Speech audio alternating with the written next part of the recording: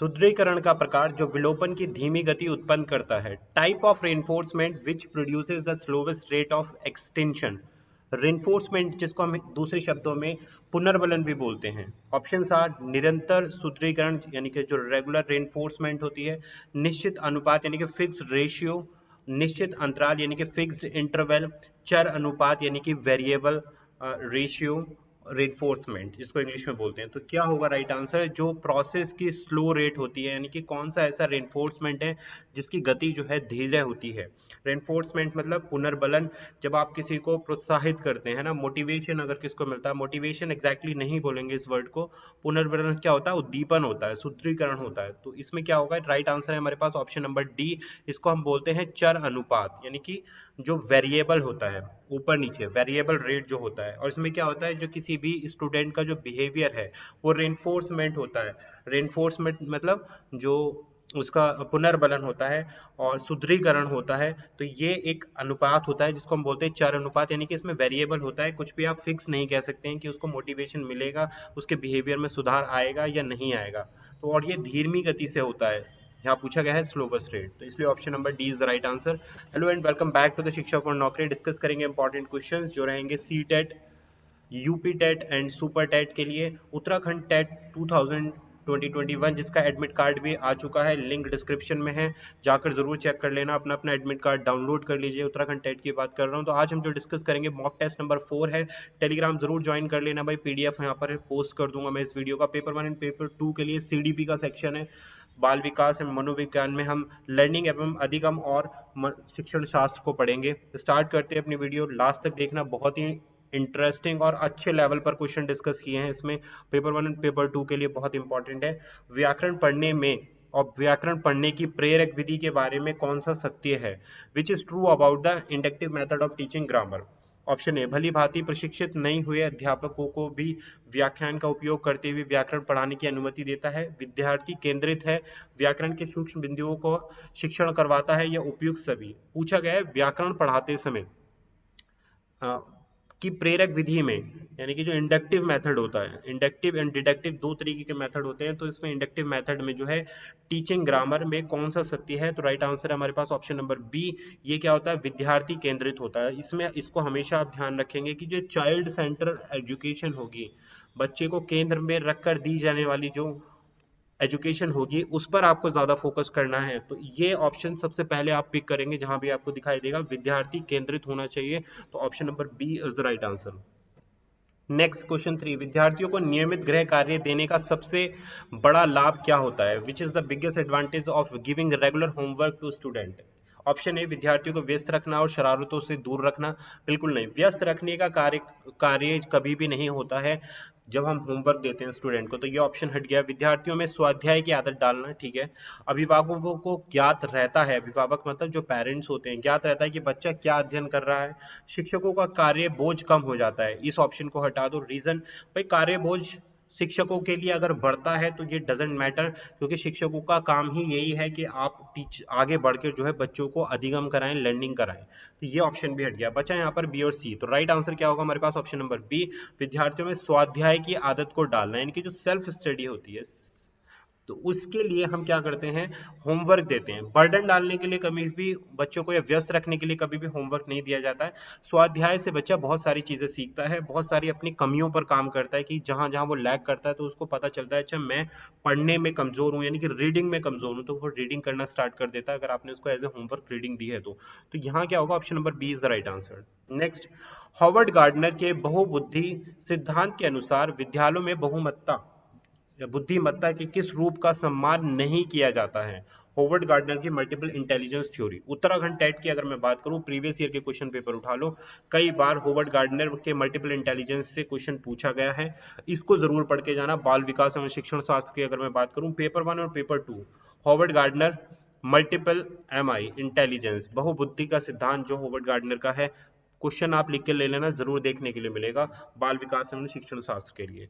तो एज पर Howard Gardner theory of multiple intelligence, which of the intelligent is not valued in the school, में किसको महत्व नहीं दिया गया है, स्थानिक यानी कि स्टैटिक, बी भाषा संबंधित, सी तार्किक, या डी उपयुक्त में से कोई नहीं। तो राइट आंसर है हमारे पास ऑप्शन नंबर ए, जो स्थानिक हमारी बुद्धि है, जो स्थानिक बुद्धि है, उसको ज्यादा सम्मान नहीं दिया गया, यानी कि ज्यादा वेटेज नहीं दिया गया, ज्यादा वैल्यू नहीं दी गई। अगर बात करें स्कूल के कार्यक्रम में भाषा संबंधित पर बहुत ज्यादा जोर दिया जाता है, रीजनिंग पर बहुत ज्यादा जोर दिया जाता है, लेकिन स्थानिक को स्कूल में सम्मिलित नहीं किया जाता है।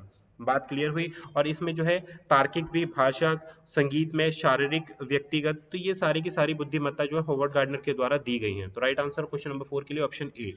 नेक्स्ट, बच्चों को छनन प्रक्रिया के बारे में बताने के लिए सर्वश्रेष्ठ तरीका क्या होगा? The best way to teach children about the process of filtration, छनन का मतलब filtration, would be option A, प्रक्रिया के बारे में बताते हुए व्याख्यान देना, कक्षा चर्चा करना, बोर्ड पर विस्तृत आरेख बनाना, प्रक्रिया का प्रदर्शन करना। तो राइट आंसर है हमारे पास ऑप्शन नंबर डी, कि जब आप प्रक्रिया का प्रदर्शन करेंगे, यानी कि डेमोन्स्ट्रेशन विधि जिसको हम कहते हैं, डेमोन्स्ट्रेशन करके जब बच्चों को आप दिखाएंगे, तो इस विधि के द्वारा बच्चा जो है फिल्ट्रेशन, जो छानने की प्रक्रिया है, उसको बेहतर तरीके से समझ सकता है। ये सर्वश्रेष्ठ तरीका होगा। आप ओरली बताएंगे या चर्चा करेंगे, उतनी डीपली बच्चा नहीं समझ पाएगा। आप प्रक्रिया करके दिखाएंगे तो उसको एक बार आप ओरली समझाइए, उसके बाद आप डेमोन्स्ट्रेशन करके दिखाइए, तो दोनों चीजों के थ्रू बच्चा बहुत अच्छे से टीच कर पाएगा, बच्चा समझ पाएगा। ऑप्शन डी रहेगा क्वेश्चन नंबर 5 के लिए। नेक्स्ट, शिक्षण की व्याख्यान विधि छात्रों के किस समूह को संतुष्ट करती है? Lecture method of teaching is recommended to which group of student, कौन से ग्रुप के लिए लेक्चर मेथड सबसे उपयुक्त होता है? माध्यमिक ग्रेड के लिए, माध्यमिक विद्यालय के लिए, कॉलेज स्टूडेंट के लिए, या उच्चतर माध्यमिक के लिए? बहुत अच्छा क्वेश्चन है। अभी क्वेश्चन नंबर 6 की बात कर रहे हैं।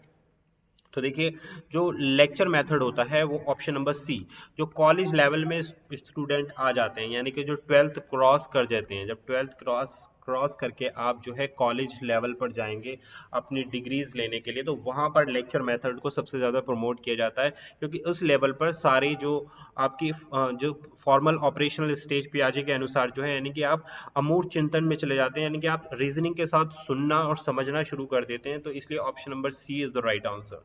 नेक्स्ट, किस प्रकार का मूल्यांकन पठन की कमियों का पता लगाने के लिए प्रयुक्त किया जाता है? Which of the type of assessment is used to identify learning deficiency, यानी कि कौन सा ऐसा मूल्यांकन है जिससे आपका पता चलेगा कि लर्निंग अधिगम संबंधित परेशानियां हैं? रचनात्मक है ये, असंरचनात्मक है, नैदानिक है, या फिर योगात्मक? योगात्मक को हम क्या बोलते हैं? समेटिव। नैदानिक को हम क्या बोलते हैं? डायग्नोसिस। तो राइट आंसर क्या होगा हमारे पास? Option number C, question number 7 के लिए।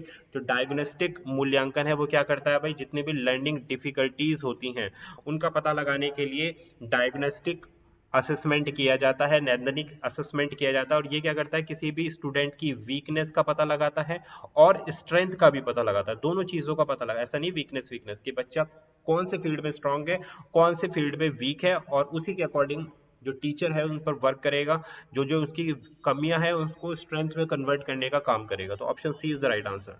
नेक्स्ट, हम ज्ञान प्राप्त करते हैं और कैसे हमें यह सुनिश्चित कर सकते हैं कि यह सच है और इसमें कोई त्रुटि नहीं है? दर्शन के इस क्षेत्र को क्या कहा जाता है? How do we get knowledge and how can we be sure it is true and free of errors? This area of philosophy is called, तंत्रिका विज्ञान कहलाता है, ज्ञान मीमांसा कहलाता है, दर्शन से परे कहलाता है, ये उपयुक्त में से कोई नहीं। तो देखिए, ये जो एरिया होता है फिलॉसफी का, इसको हम बोलते हैं भाई ज्ञान मीमांसा। Option number B is the right answer. तो ये क्या होता है? यह एक ज्ञान के सिद्धांत से संबंधित एक तरीके का दर्शन शास्त्र है। ये बात क्लियर हुई? दर्शन शास्त्र यानी कि फिलॉसफी का एक पार्ट है जिसको हम बोलते हैं ज्ञान मीमांसा। इसको आप ध्यान रखना। तो option number B is the right answer. Next, जानकारी दी गई और पूर्ण डैश द्वारा स्वीकृत नहीं है। The knowledge is given and absolute is not accepted by. व्यवहारवाद के द्वारा, जिसको हम बोलते हैं बिहेवियरिज्म, संज्ञानात्मक जिसको हम बोलते हैं कॉग्निटिव, संरचनात्मक जिसको हम बोलते हैं कंस्ट्रक्टिविज्म, और ऑप्शन डी उपयुक्त सभी। तो क्या है ये? जानकारी दी गई और पूर्ण, गिवन एंड एब्सोल्यूट जिसको इज नॉट एक्सेप्टेड बाय, किसके द्वारा स्वीकार नहीं, स्वीकृत नहीं किया गया है, वो आपको बताना है। तो राइट आंसर है ऑप्शन नंबर सी, संरचनावाद, जिसको हम इंग्लिश में बोलते हैं कंस्ट्रक्टिविज्म, कि ज्ञान का निर्माण करना कौन से फील्ड में आता है? संरचनावाद में आता है। बात क्लियर हुई? तो option number C is the right answer. Next, निम्नलिखित में से कौन सा पठन का एक लक्षण नहीं है? Which of the following is not given है, is a characteristics of learning? Option, पठन एक आजीवन प्रक्रिया है, पठन प्रत्यक्ष विचार योग्य है, पठन को अभ्यास द्वारा सुनिश्चित किया जा सकता है, उपयुक्त में से कोई नहीं। तो क्वेश्चन नंबर 10 के लिए राइट आंसर है हमारे पास ऑप्शन नंबर बी, पठन प्रत्यक्ष विचार योग्य है। बात क्लियर हुई। नए ज्ञान प्राप्त करने या मौजूदा ज्ञान और व्यवहार में सुधार करने के लिए आपको क्या करना होता है, मूल्यों को संशोधित करने की प्रक्रिया क्या कहलाती है भाई, लर्निंग कहलाती है। और लर्निंग ही क्या है यहाँ पर, पठन जिसको हम बोलते हैं, अधिगम भी बोलते हैं, यह प्रत्यक्ष विचार योग्य यानी कि थिंकिंग प्रोसेस के अंतर्गत आती है ये भी। इससे हम नए ज्ञान की प्राप्ति भी करते हैं। क्या बोला गया है, ये कैरेक्टरिस्टिक्स नहीं है, पठन प्रत्यक्ष विचार योग्य की एक कैरेक्टरिस्टिक विशेषता जो नहीं है। पठन एक आजीवन प्रक्रिया है, लाइफ लॉन्ग प्रोसेस है भाई, लर्निंग चलती रहती है। पठन अभ्यास द्वारा सुनिश्चित की जाती है, बिल्कुल सही है, लेकिन पठन प्रत्यक्ष विचार योग्य नहीं है। तो ये इसीलिए हमारे पास ऑप्शन नंबर बी राइट रहेगा क्वेश्चन नंबर 10 के लिए। नेक्स्ट, किंडरगार्टन स्कूल सबसे पहले कहाँ स्थापित किए गए थे, where were kindergarten school first establish. कई बार पूछा गया है भाई, किंडरगार्टन से सीडीपी की मैं बात करूं तो क्वेश्चन आता है भाई पेपर 1 और पेपर 2 में पूछा जाता है।